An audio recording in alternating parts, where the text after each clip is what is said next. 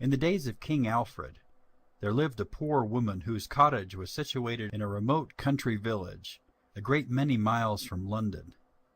She had been a widow some years, and had an only child named Jack, whom she indulged to a fault. The consequence of her blind partiality was that Jack did not pay the least attention to anything she said, but was indolent, careless, and extravagant. His follies were not owing to a bad disposition, but that his mother never checked him. By degrees she disposed of all she possessed. Scarcely anything remained but a cow. The poor woman one day met Jack with tears in her eyes. Her distress was great, for the first time in her life she could not help reproaching him, saying, "Oh, you wicked child, by your ungrateful course of life you have at last brought me to beggary and ruin. Cruel, cruel boy! I have not money enough to purchase even a bit of bread for another day. Nothing now remains to sell but my poor cow. I am sorry to part with her. It grieves me sadly, but we must not starve." For a few minutes Jack felt a degree of remorse, but it was soon over, and he began teasing his mother to let him sell the cow at the next village, so much that she at last consented. As he was going along, he met a butcher who inquired why he was driving a cow from home. Jack replied he was going to sell it. The butcher held some curious beans in his hat. They were of various colors, and attracted Jack's attention. This did not pass unnoticed by the butcher, who, knowing Jack's easy temper, thought now was the time to take advantage of it, and, determined not to let slip so good an opportunity, asked what was the price of the cow, offering at the same time all the beans in his hat for her. The silly boy could not conceal the pleasure he felt at what he supposed so great an offer. The bargain was struck instantly, and the cow exchanged for a few paltry beans. Jack made the best of his way home, calling aloud to his mother before he reached home, thinking to surprise her. When she saw the beans, and heard Jack's account, her patience quite forsook her. She kicked the beans away in a passion. They flew in all directions. Some were scattered in the garden. Not having anything to eat, they both went supperless to bed. Jack woke early in the morning, and seeing something uncommon from the window of his bedchamber, ran down the stairs into the garden, where he discovered that some of the beans had taken root and sprung up surprisingly. The stalks were of an immense thickness, and had so entwined that they formed a ladder, nearly like a chain in appearance. Looking upward, he could not discern the top. It appeared to be lost in the clouds. He tried it, found it firm, and not to be shaken, he quickly formed the resolution of endeavoring to climb up to the top in order to seek his fortune, and ran to communicate his intention to his mother, not doubting that she would be equally pleased with himself. She declared that he should not go, said it would break her heart if he did, entreated and threatened, but all in vain. Jack set out, and after climbing up some hours, he reached the top of the beanstalk, fatigued and quite exhausted. Looking around, he found himself in a strange country. It appeared to be a desert, quite barren, not a tree, shrub, house, or living creature to be seen. Here and there were scattered fragments of stone, and at unequal distances small heaps of earth were loosely thrown together. Jack seated himself pensively upon a block of stone, and thought of his mother. He reflected with sorrow upon his disobedience in climbing the beanstalk against her will, and concluded that he must die with hunger. However, he walked on, hoping to see a house where he might beg something to eat. Presently a handsome young woman appeared at a distance. As she approached, Jack could not help admiring how beautiful and lively she looked. She was dressed in the most elegant manner, and had a small white wand in her hand, on the top of which was a peacock of pure gold. While Jack was looking with great surprise at the charming female, she came up to him, and with a smile of the most bewitching sweetness, inquired how he came there. Jack related the circumstance of the beanstalk. She asked him if he recollected his father. He replied he did not, and added that there must be some mystery relating to him, because if he asked his mother who his father was, she always burst into tears and appeared violently agitated, nor did she recover herself for some days after. One thing, however, he could not avoid observing upon these occasions, which was that she always carefully avoided answering him, and even seemed afraid of speaking, as if there was some secret connected with his father's history, which she must not disclose. The young woman replied, "I will reveal the whole story. Your mother must not. But before I begin, I require a solemn promise on your part to do what I command. I am a fairy, and if you do not perform exactly what I desire, you will be destroyed." Jack was frightened at her menaces, but promised to fulfill her injunctions exactly, and the fairy thus addressed him. "Your father was a rich man, his disposition remarkably benevolent. He was very good to the poor, and constantly relieving them. He made it a rule to never let a day pass without doing good to some person. On one particular day in the week he kept open house, and invited only those who were reduced and had lived well. He always presided himself, and did all in his power to render his guests comfortable. The rich and the great were not invited. The servants were all happy, and greatly attached to their master and mistress. Your father, though only a private gentleman, was as rich as a prince, and he deserved all he possessed, for he only lived to do good.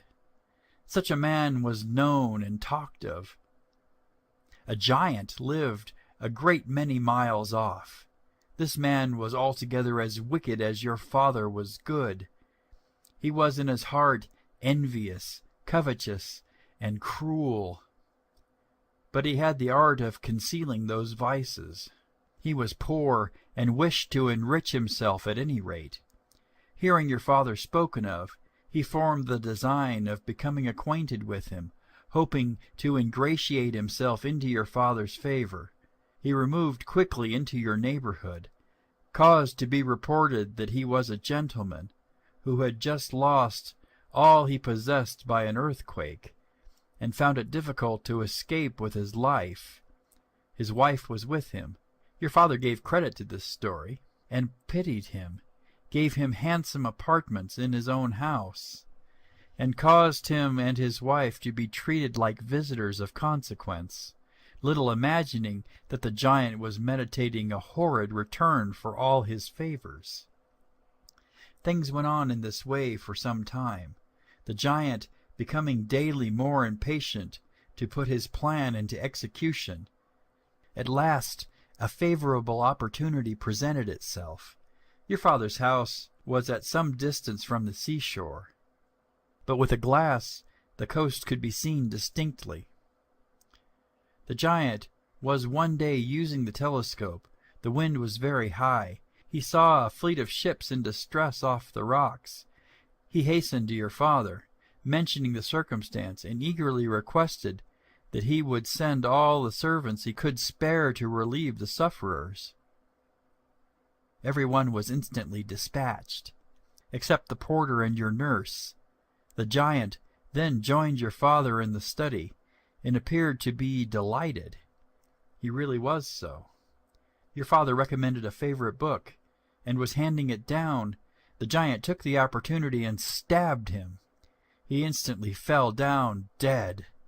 The giant left the body, found the porter and nurse, and presently dispatched them, determined to have no living witnesses of his crimes. You were then only 3 months old. Your mother had you in her arms in a remote part of the house, and was ignorant to what was going on. She went into the study, but how was she shocked on discovering your father a corpse, and weltering in his blood. She was stupefied with horror and grief, and was motionless. The giant, who was seeking her, found her in this state, and hastened to serve her and you as he had done her husband. But she fell at his feet, and in a pathetic manner besought him to spare your life and hers. Remorse for a moment seemed to touch the barbarian's heart. He granted your lives, but first he made her take a most solemn oath, never to inform you of who your father was, or to answer any questions concerning him, assuring her that if she did, he would certainly discover her, and put both of you to death in the most cruel manner. Your mother took you in her arms, and fled as quickly as possible. She was scarcely gone when the giant repented that he had suffered her to escape. He would have pursued her instantly, but he had to provide for his own safety, as it was necessary he should be gone before the servants returned. Having gained your father's confidence, he knew where to find all his treasure. He soon loaded himself and his wife, set the house on fire in several places, and when the servants returned, the house was burned quite down to the ground. Your poor mother, forlorn, abandoned, and forsaken, wandered with you a great many miles from this scene of desolation. Fear added to her haste. She settled in the cottage where you were brought up, and it was entirely owing to her fear of the giant that she never mentioned your father to you. I became your father's guardian at his birth. But fairies have laws to which they are subject, as well as mortals. A short time before the giant went to your father's, I transgressed. My punishment was a suspension of power for a limited time, an unfortunate circumstance, as it totally prevented my succoring your father. The day in which you met the butcher, as you went to sell your mother's cow, my power was restored.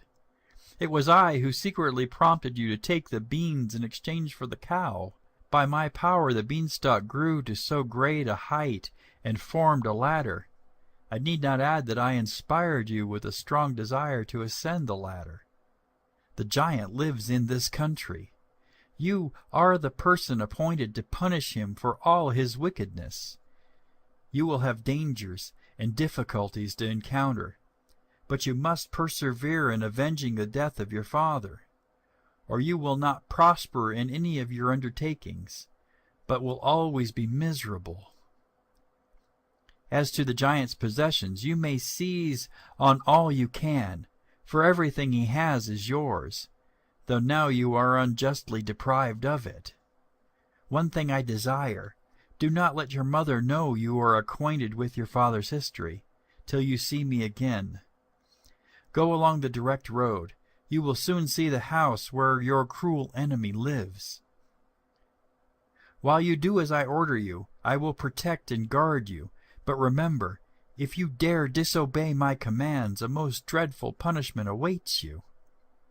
When the fairy concluded, she disappeared, leaving Jack to pursue his journey. He walked on till after sunset, when, to his great joy, he espied a large mansion. This agreeable sight revived his drooping spirits.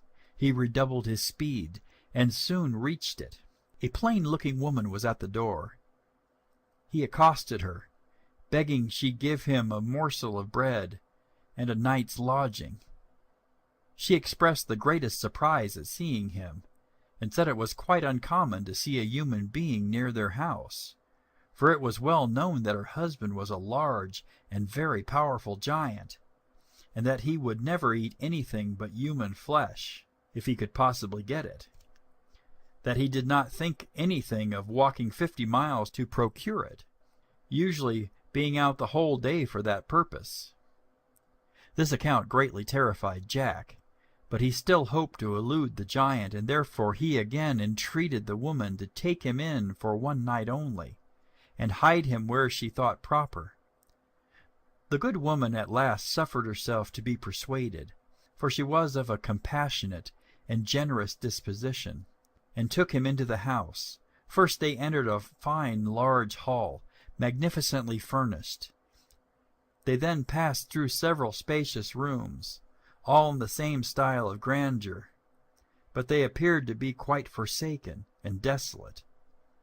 A long gallery was next. It was very dark, just light enough to show that instead of a wall on one side, there was a grating of iron, which parted off a dismal dungeon, from whence issued the groans of those poor victims whom the cruel giant reserved in confinement for his own voracious appetite.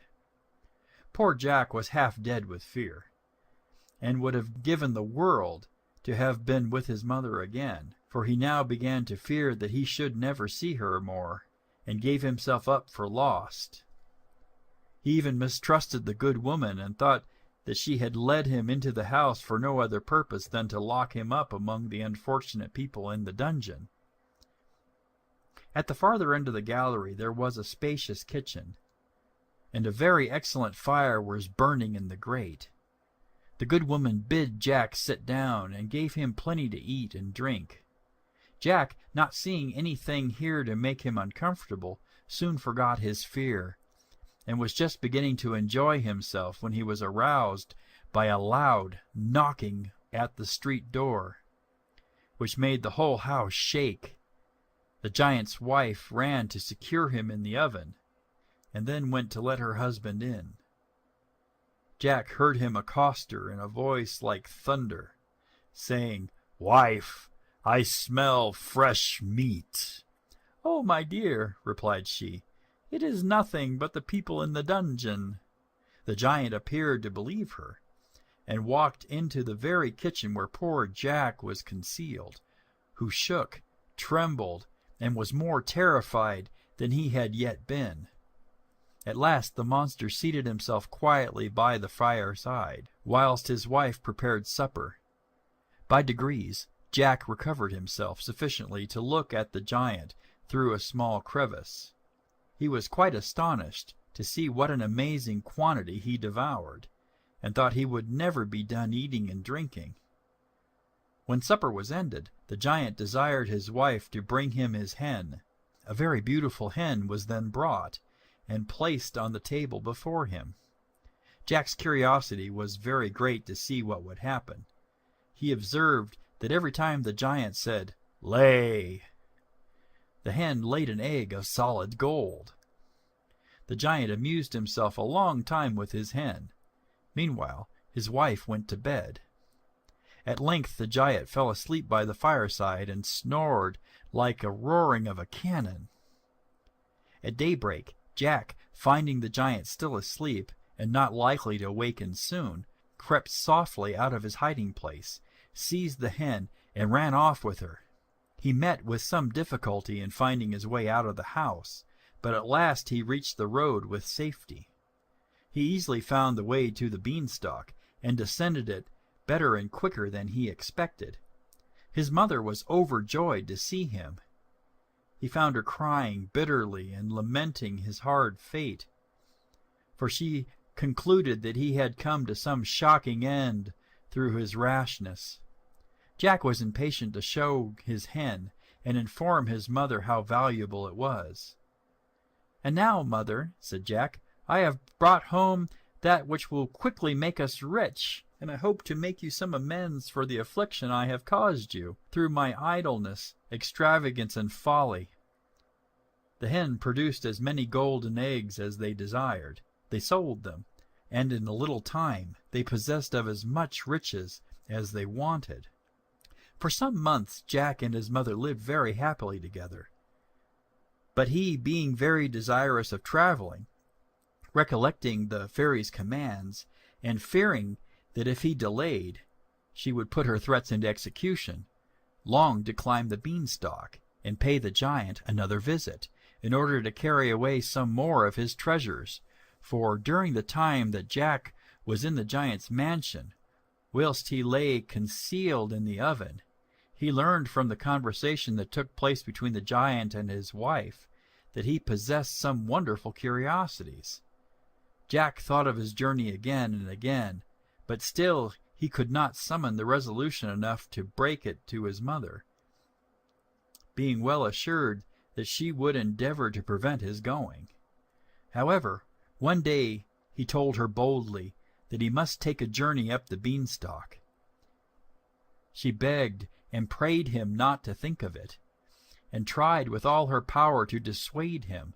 She told him that the giant's wife would certainly know him again, and that the giant would desire nothing better than to get him into his power, that he might put him to a cruel death in order to be revenged for the loss of his hen. Jack, finding all his arguments were useless, pretended to give up the point, though resolved to go at all events. He had a dress prepared which would disguise him, and something to color his skin. He thought it impossible for any one to recollect him in this dress. In a few mornings after this, he arose very early, changed his complexion, and, unperceived by anyone, climbed the beanstalk a second time. He was greatly fatigued when he reached the top, and very hungry. Having rested some time at one of the stones, he pursued his journey to the giant's mansion. He reached it late in the evening. The woman was at the door as before.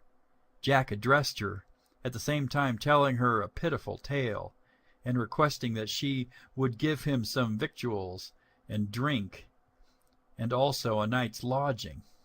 She told him, what he knew before very well, that her husband being a powerful and cruel giant, and also that she one night admitted a poor, hungry, friendless boy, who was half dead with traveling, that the little ungrateful fellow had stolen one of the giant's treasures, and ever since that her husband had been worse than before, used her very cruelly, and continually upbraided her for being the cause of his misfortune.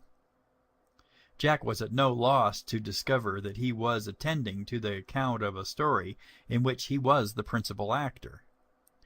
He did his best to persuade the good woman to admit him, but found it a very hard task. At last she consented, and as she led the way, Jack observed that everything was just as he had found it before. She took him into the kitchen, and after he had done eating and drinking, she hid him in an old lumber closet. The giant returned at the usual time and walked in so heavily that the house was shaken to its foundation. He seated himself by the fire, and soon after exclaimed, "Wife, I smell fresh meat." The wife replied. It was the crows, who had brought a piece of raw meat and left it on the top of the house. Whilst supper was preparing, the giant was very ill-tempered and impatient, frequently lifting up his hand to strike his wife for not being quick enough. She, however, was always so fortunate as to elude the blow. He was also continually upbraiding her with the loss of his wonderful hen.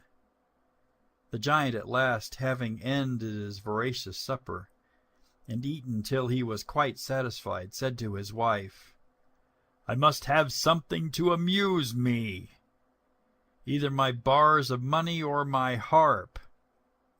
After a great deal of ill humor, and having teased his wife some, he commanded her to bring down his bags of gold and silver. Jack, as before, peeped out of his hiding-place, and presently his wife brought 2 bags into the room. They were of very large size. One was filled with new guineas, and the other with new shillings. They were both placed before the giant, who began reprimanding his poor wife most severely for staying so long. She replied, trembling with fear, that they were so heavy that she could scarcely lift him, and concluded at last that she would never again bring them downstairs, adding that she had nearly fainted owing to their weight. This so exasperated the giant that he raised his hand to strike her.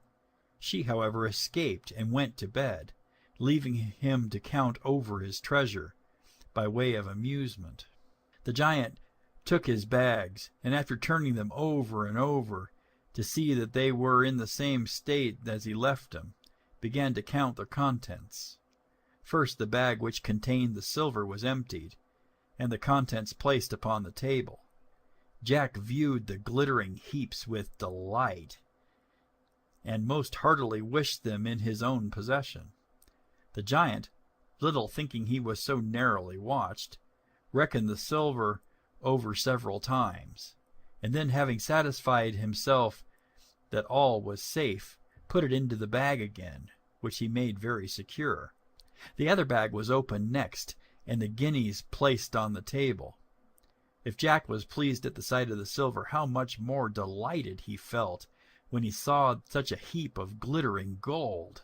He even had the boldness to think of gaming both bags, but suddenly recollecting himself, he began to fear that the giant would sham sleep, the better to entrap anyone who might be concealed. When the giant had counted over the gold till he was tired, he put it up, if possible, more secure than he had put up the silver before. He then fell back on his chair by the fireside and fell asleep. He snored so loud that Jack compared his noise to the roaring of the sea in the high wind when the tide was coming in. At last Jack concluded him to be asleep, and therefore secure, stole out of his hiding-place and approached the giant in order to carry off the 2 bags of money. But just as he laid his hand upon one of the bags, a little dog, whom he had not perceived before, started from under the giant's chair, and barked at Jack most furiously, who now gave himself up for lost. Fear riveted him to the spot. Instead of endeavoring to escape, he stood still, though expecting his enemy to wake every instant. Contrary, however, to this expectation, the giant continued in a sound sleep, and the dog grew very weary of barking. Jack now began to recollect himself, and on looking around, he saw a large piece of meat. This he threw to the dog, who instantly seized it, took it into the lumber closet, which Jack had just left. Finding himself delivered from a noisy and troublesome enemy, and seeing the giant did not awake, Jack boldly seized the bags, and throwing them over his shoulders, ran out of the kitchen. He reached the street door in safety, and found it quite daylight. In his way to the top of the beanstalk, he found himself greatly incommoded by the weight of the money bags, and really they were so heavy that he could scarcely carry them. Jack was overjoyed when he found himself near the beanstalk. He soon reached the bottom, and immediately ran to seek his mother. To his great surprise, the cottage was deserted. He ran from one room to another without being able to find anyone. He then hastened into the village, hoping to see some of the neighbors who could inform him where he could find his mother. An old woman at last directed him to a neighboring house, where she was ill of a fever. He was greatly shocked on finding her apparently dying, and could scarcely bear his own reflections on knowing himself to be the cause. On being informed of our hero's safe return, his mother by degrees revived, and gradually recovered. Jack presented her with his 2 valuable bags. They lived happily and comfortably. The cottage was rebuilt and well furnished. For 3 years Jack heard no more of the beanstalk, but he could not forget it, though he feared making his mother unhappy. She would not mention the hated beanstalk, lest it should remind him of taking another journey. Notwithstanding the comforts Jack enjoyed at home, his mind dwelled continually upon the beanstalk, for the fairy's menaces, in case of his disobedience, were ever present in his mind, and prevented him from being happy. He could think of nothing else. It was in vain endeavoring to amuse himself. He became thoughtful, and would arise at the first dawn of day and view the beanstalk for hours together.